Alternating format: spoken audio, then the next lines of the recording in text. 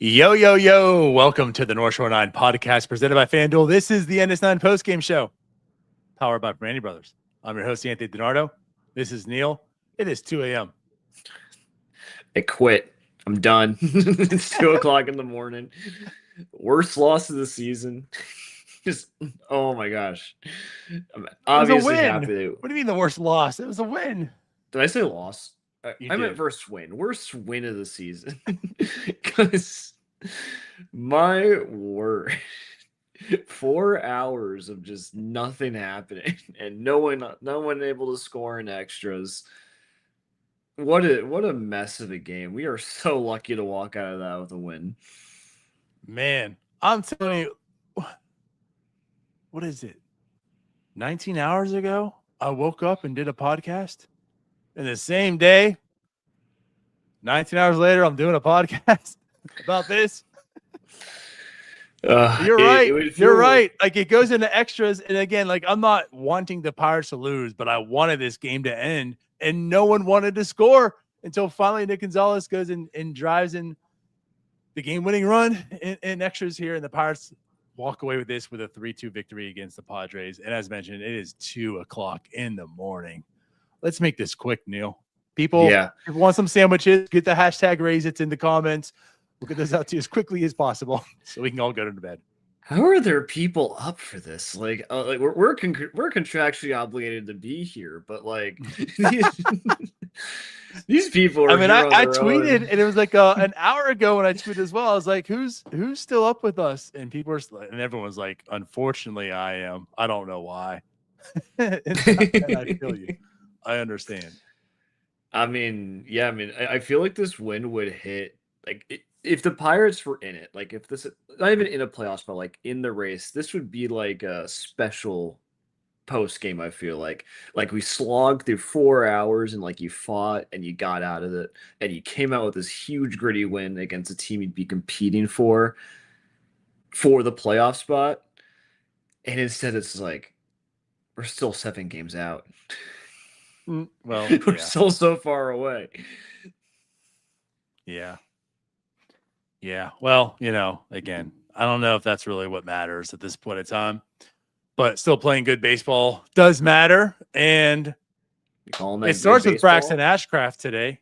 Braxton took the mound today, and he looked good once again. Looked good. Mm-hmm. It's quite a shame, as you see here in the overlay. What are you balking about? I mean, that was the story of this game, which that happened 5 hours ago, I believe. I don't even remember exactly what happened now, but I mean, the story was Braxton Ashcraft just absolutely shoved today. And obviously the Pirates are facing a lefty, and we know how that was going to go, which it went precisely how we expected. But Braxton was up there, and he did what this team needed to do. What the team needed from him to do. He went up there and shoved, and he unfortunately gets that one in the earned run column today because of a balk that happened that had everyone quite confused. And I think we have enough information to kind of break it down here. But he gives up a run, which at the time he left was a 2-1 ball game.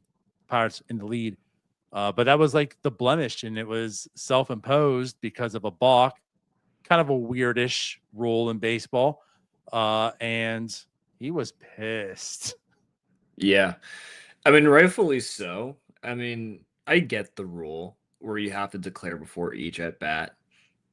But man, like, my only issue really is that letting the entire play go and then only calling the balk after that. I'm like, what are we doing here?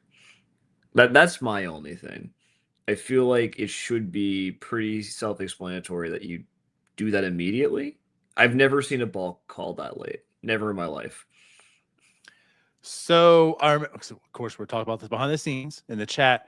And like I said, I remember this just happening not too long ago. And now I remember it was Chris Sale. It was the same situation. Guy was on third. He was running. Play happened. I don't know the exact part of that. Again, the ump just kind of points. Play happens. And then they call afterwards, there was a balk. So, yeah. it's just one of those. We've seen plenty of weird things with the Pirates. You know, the Pirates fell victim of the 4-out rule not too long ago, and we just saw that recently in baseball as well. We see the ball thing. I think it did happen to Jared Jones earlier this season, as Jim pointed out, as we were talking behind the scenes also. I mean, this isn't technically new. It's just something that doesn't happen often, but you have to declare if you're going to be pitching from the stretch or the windup. Guys on third. Mm-hmm. He did it for the previous batter beforehand, but that's something you have to do every at bat. You can't just more or less say, hey, I'm going to be doing this the rest of the inning, or as long as that guy's there or whatever. Like, you can't just say, I'm going to do this, and you are allowed to continue doing it. Each time you're in that situation, you have to declare. He did it the time before, right? There's video he did with Tatis. He didn't do it that time up. It was the right call, unfortunately. Yeah. It's mostly bad just because it means we had to stay up an extra 3 hours to watch the rest of the ball game. Seriously, yeah, like I think it would have been okay if they blew the call there that one time. You know, like I think if you asked the Padres if they would have rather gotten out of there after 9 innings, I think they would have taken that deal. Yeah. So again, to talk a little bit about Braxton again, he was shoving in. And the thing too is, like, he was pitching very effective. Of course, now I forget what it was. He was at like 67 pitches through 6, I believe. And then that's when, I guess we can kind of look it up, that happened. He ended up throwing 15 more pitches because of the balk and what happened afterwards. So, like, I mean, he was cruising. He was on a pace where he's probably going to be able to pitch 7 for sure. But again, because of that balk and then what transpired after, again, he was pretty pissed about it. He ends up going just to 6. Again, still just 1 run. Like, I mean, Braxton Ashcraft pitched his ass off today. And that 1 run was earned because of this weird situation that he's put into. But, I mean, again, it was still a very efficient game for him. And he does end up pitching 91 in total through the 6. Again, that was strike 3 on that balk, too. He was there. Everyone was walking off the field. It was done. And there you go. I mean, yeah, he was excellent tonight, like genuinely excellent. He's been excellent over these last 3 starts or so. I know it's been a bit of a rough go for him, just most innings he's ever pitched in his career. But no, he looked fantastic tonight. His pitches were humming. I thought his fastball looked particularly good. And I don't know if like they even let him go a 7th inning regardless of what happens. But you're right, the efficiency was great. And he could have gone 7 if the balk doesn't happen. And you're looking at 7 shutout potentially, which would have been absolutely potentially would have been great. It would have been 6 for sure. Yeah. Yeah, 6 for sure. Just I don't know. He continues to be so impressive, and every time like he could have let him, like, maybe unfair to him, but like a Mitch Keller-esque slide, he keeps rebounding. And he keeps coming back and pitching really, really well. Like, he's going to be a very good pitcher for a very long time. Neil, don't do that to us. Neil, come on, man. You've been doing this for how long? You can't say things like that. You can't do that, Neil. But no, you're right. There's a lot of concerns. I don't have enough energy for forethought about the things I say. Okay? Fair. But no, for real. Like, the talent's always been there. He's been a talented pitcher, and I mean, it's come out in a bigger way as he's progressed through the minors and into the majors. But it was always about like the health. You know, there was some concerns and such. And is it a reliever? Is he a starter? And by all means, he is absolutely a starter. I mean, in every definition, he is a starter. He can go the length. He's so efficient. He has all the pitches. How quickly he moves. And that's one thing I want to talk about today too. I mean, he mixed in all the pitches. I mean, at the end of the day, it ended up being a little more favorable on the sinker, but at one point he had 25 sinkers, 25, or maybe it's 25%. That's what it was. It's basically 25% sinker, slider, curveball, 4-seam, and they added that 1 splitter. Like, it was point blank, just even, almost a quarter of every pitch. 28 sinkers on the day, 23 sliders, 22 curveballs, 17 4-seamers, and then 1 splitter. Again, he was mixing in everything. They were swinging and missing, but he didn't total up the strikeouts today. It was more just like he was just pitching. He'd get a guy on, he would get the ground ball. Again, you see that he's working the 2-seam today. Like he would just induce the ground ball, get the double play, and get out of the inning. Like he just knows how to pitch. No, I think I said it before, but just for someone who hasn't been in the majors all that long, he's quite mature in terms of how he approaches the game and how he pitches and how he's able to not only strike a lot of people out, but also use all his pitches, get a lot of strikeouts. Like he is a bit of a jack of all trades in that regard, and it's really impressive from someone who's only in his first full year as a major league starter. Because I mean, last year it was like half bullpen, half starts, and this year he's just And it you was would only think half he's of a been year. pitched. Yeah, you would have thought he would have been pitching for the last 4 years in the majors with how he approaches things. Yeah, dude is like, I mean, this is just, again, I'm just using this to reference this. I mean, in spring training, we talked to him. Just listening to him talk about pitching, you just want to sit there and listen to him. He's so cerebral, and just it's so interesting to him talk about pitching. You can just tell he thinks about this night and day. You know, I mean, like he really knows, and you hear him on interviews too, like on the broadcast stuff when they're talking to him, national or local and such. And you know, they're really getting into, I mean, to hear him talk about pitching is just, it's so pleasant. And you're right, like this guy just knows his craft, and he loves his craft, and he goes out there and shoves and shows off. I mean, he has a natural ability as well, but again, just this, like you said, just to hear him talk about the craft of pitching, you know, and everything behind it, it's great. Yeah, like you just want to do nothing but root for this dude. The Ashcraft of pitching, you might say. The Ashcraft of pitching. Yeah. No, it's been a joy, and just he in a year of not great starting pitching, he's been one of the few like real bright spots with the consistency. And I think several guys in our rotation right now could take some lessons in terms of how Ashcraft approaches how he approaches just taking the ball every 5 days. I think there are two guys that come to mind that could really take some of what he does and take it to heart. Well, I mean, honestly, though, everyone can. And that's the one thing that this group has seemed to do is, I mean, regardless of how the results have shown, they seem like a very tight group, and they all kind of feed off of each other. And with that said, I'll add this here too. And they talk about this on the broadcast. Like Braxton said that one of his best conversations ever had was actually with Luke Weaver. I mean, the new guy, you know, and how he was talking about not hanging on too long to the last pitch, not thinking too much about the next one, just getting into your flow state of pitching. And again, Braxton works rather quickly. And it just, again, just this, like you said, like how they can take that from him, and he's taking even more from someone else that's just excelling at what he's already kind of excelling at with, you know. And yeah, again, just, you know, hearing him talk about that, and obviously he's just been nails his last 3 starts. I mean, again, 9 innings, 8 innings. Today he goes 6. Again, could have went longer. It was kind of weird. Regardless, 2 earned runs in that time frame, with today's earned run being kind of weird. Just been lights out. Yeah, and as you mentioned, it really shouldn't have left my consciousness that he threw a Super Maddox just 2 weeks ago. Yeah, like just unbelievably talented, and he can do it. Like I said, like he didn't even strike that many people out today, like he usually does, and it didn't matter. The Padres still had no answers for him. No special talent.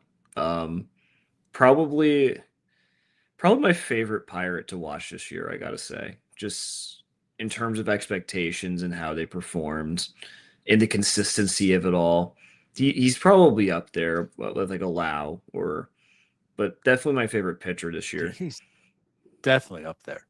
And as a comment here from Paul, right? Work fast, change speeds, Ray Miller, absolutely. And again, just throwing strikes tonight, 69% strikes. Like he just pounds the strike zone. He works fast, changes speed, and he throws for strikes. Like you said, that's something that could certainly be passed down to a few other pitchers in this rotation. You're Now, not obviously, you have wrong. to have that ability as well. Yeah. That's also a talent. It's Just not just like, hey, just do this. It's transfuse not the as if others ability. haven't Yeah. been like, oh, you know what? I never thought about that. There's also an ability. I should just throw Braxton strikes. I can't possesses believe I that. never thought about it before. Right. But anyways, yeah, like just an absolute another monster of a start for Braxton Ashcraft, who now, and again, I think we're on this show. It's kind of crazy to think that this is, I mean, it's still a very, very solid ERA. It's a 3.59 ERA, but it's still just one of those things where it's like, man, like he just has pitched so much better than what that number shows. Yes, he's had blowups in the middle of the season, but he's been the absolute ace of this team. And Yeah. again, his ERA was flirting around 4. I think it actually was at 4. And now again, he's at the 3.59 after these 3 starts that we've just mentioned. I mean, the one basically his whip's at 1, and he's averaging over a strikeout a game. He is far better than that 3.60 ERA says. It's Right. it, and I'm curious to see how much more he gets to pitch this year. Like, Mm-hmm. does he get it? Does he get the full 32 starts that a normal pitcher gets in a year? Is he pushing 180 innings? I'll be curious to see how the Pirates handle it. Me too. I'll say this part, like as of right now, which they should, like they're not mathematically out of it.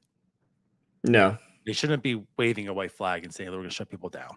So I do wonder at what point that transition happens, and then once that transition happens, what they do decide to do with guys like Braxton Ashcraft. You know, do they shut them down, or do they let them keep going? Like you said, maybe it's less innings, but do they go to the 30-second start, or is it like a complete shutdown? I don't know. Will be interesting to find out. But as of right now, too, it's like, again, that's what we joke about. He goes 8 innings, and you think, oh my God, 8 innings, but it's like, but he pitched 62 pitches in those 8 Yeah. innings. So it's like the innings are just a number, you know? So at any rate, though, yeah, nice start by Braxton. Let's go ahead and talk a little bit more about this team and the offense. Again, the offense was pretty much silent for the most part. There was a lefty. You know, there was a couple moments. I mean, I'm not gonna say this team was clutch by any means, and with runners in scoring position, they were 1 for 15 today. So with that being said, it's not as if like they, you know, were doing anything or there's a moment they came in clutch, but they did score 2 runs. And again, with a lefty on there, it was exactly who you pretty much expected. It was Fiorello with 2 hits today, Rafael Flores with 2 hits today, and Esmeralda Valdez had a hit, 1 for being the home run, which kicked things off. Yeah. So, I mean, but they lefty? were at 22 scoreless innings in a row until Yeah. Valdez hit that out. Am I right? 22. Mm-hmm. Yeah. Yeah. Beasley tweeted that. Yep. Real dud tonight. I know Valdez, I mean, that was such a cool home run. Really good stuff. Flores got the second RBI. Sorry, it was so long ago, I forgot. Mm-hmm. Good stuff from the rookies, all things considered, but I mean, terrible day at the plate. I mean, 15 strikeouts. One, like I said, 1 for 15 with runners scoring position, 13 left on base. They didn't score a single run in extras until their 3rd inning in extra innings. Like, painful to watch is the only way I can describe it. The offense is and painful to Mangum, watch. you know, there was a pass ball. Mangum gets on 3rd. Like, I mean, we all know about the ghost runner, right? And you're talking about they didn't score. Like, and Mangum also just was gifted 3rd base, and they still couldn't do it. I And he understand it runs was a himself contact out. play, and he ran and got in the rundown. I mean, he got in the rundown and got Cruz a second. At least that happened. Like, he made the most of it for what it's worth, but then they couldn't get Cruz in, who's obviously in a scoring position with just 1 out as well. So yeah, there was a lot of carryover from what was happening, you know, throughout this game into extras. Yeah, I mean, it's just tough because Cruz goes 0 for 6, Lau goes 0 for 5. Jacob Gonzales comes in and goes 0 for 3. Combined from those 3, that's like 25 strikeouts between the 3. Reynolds is 1 for 5. Like, Horowitz is 1 for 5. It's you're not getting the stuff you need from your best bats. And they you know, I'm sure we'll get the Weaver, who didn't deserve to give up that run. But like, you got to put more than 2 runs on the board, even if it was technically enough with how this pitching staff performed today. Yeah, well, tell you what, we want to keep this rather quick. There's no point in talking. But before we get to Weaver, we'll transition that. Weaver is coming into the game. You have a 2-run lead. It's in the later innings.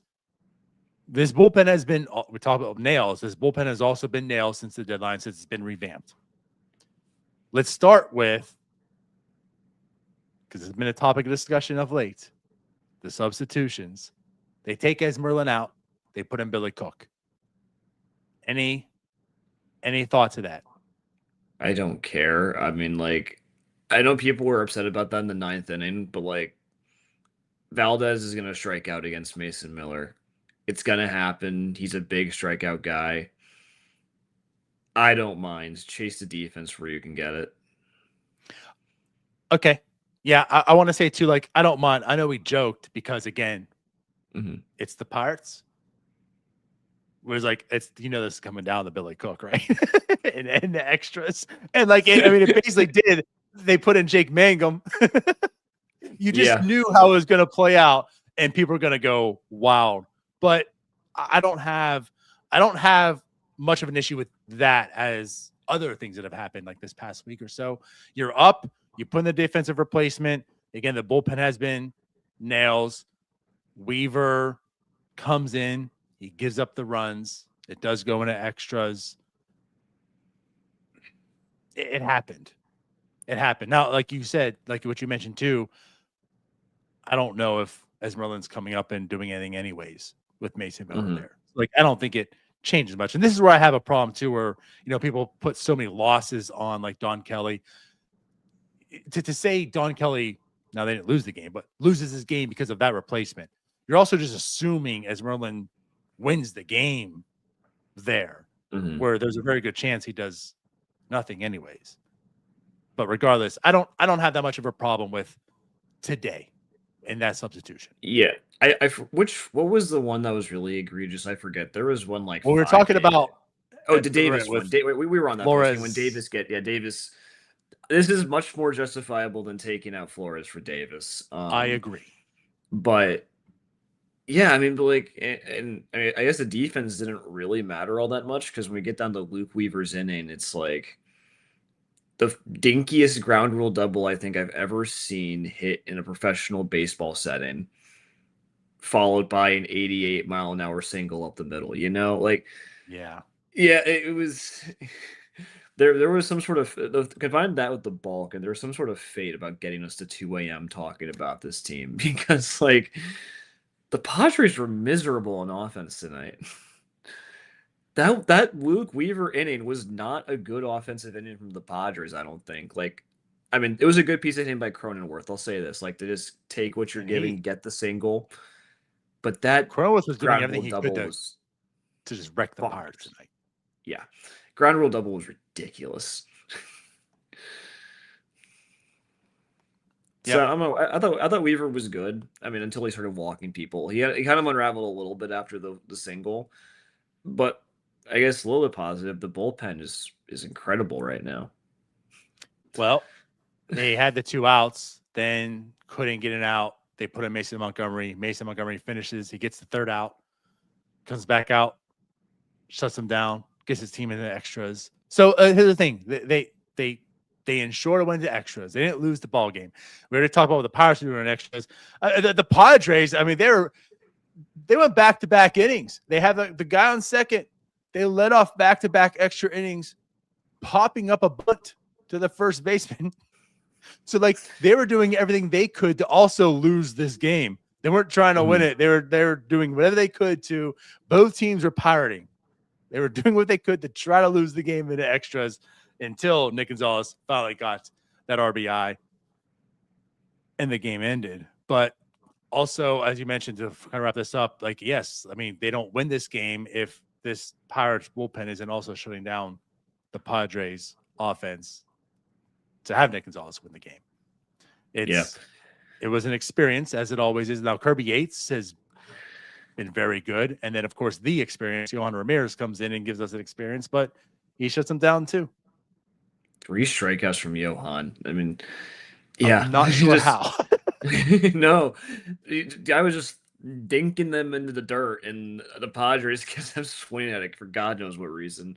Now 6 innings of 1 earned run ball is good stuff from any bullpen anytime. It's rather unfortunate they had to go 3 innings into extras. Yeah, for sure. But hey, again, they did what was needed to be done to win the game. They win the game. There you have it. So let's complete this day of Pirates baseball. We have some sandwiches to give out. Yes, so we do. Everyone, and there's like 100 of you here. I don't really know why. It's 2:30 in the morning on a Monday night, and the Pirates are like they're done. But you're here. We appreciate you. We love you guys. On the West Coast, is that like? Do I don't live on the some West of Coast? them are. Like I know Sean Hooper's in here. It's you know it's like 5:00 in the afternoon for him, but but we're on the East Coast. We're tired. We want to go to bed. So yeah, get those hashtags in the comments to make sure you have your ability to win some sandwiches. Let's bring this up here. Neil, tell everyone what they got to do.